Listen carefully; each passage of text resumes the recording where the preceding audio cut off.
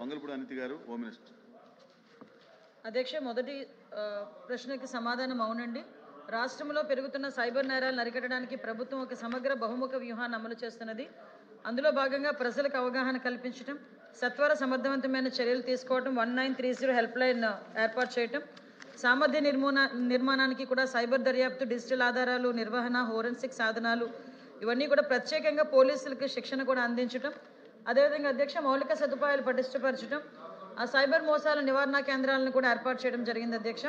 అదేవిధంగా బి ప్రశ్నకి అవునండి, గత 2 సంవత్సరాలుగా ప్రభుత్వం డిజిటల్ అరెస్టులు సహా సైబర్ నేరాలకు నివారించడానికి విస్తృతమైన అవగాహన కార్యక్రమాలు చేపట్టింది.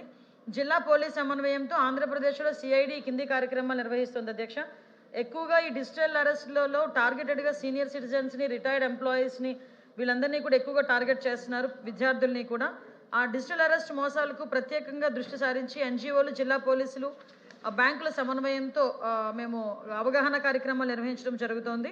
అదేవిధంగా 2025ని కూడా అక్టోబర్ 25లో అక్టోబర్ నెలను సైబర్ భద్రత అవగాహన నెలగా పాటించడం, అనేకమైన అవగాహన కార్యక్రమాలు నిర్వహించడం జరుగుతుంది అధ్యక్ష.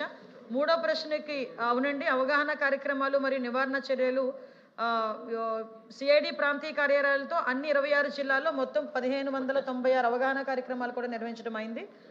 సైబర్ భద్రత అవగాహన అక్టోబర్లో 2025లో పాటించడం జరిగింది.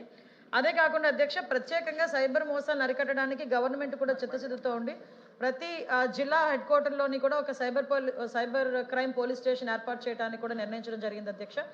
అది అతి త్వరలోనే ఏర్పాటు చేస్తాం. రేష్మ గారు.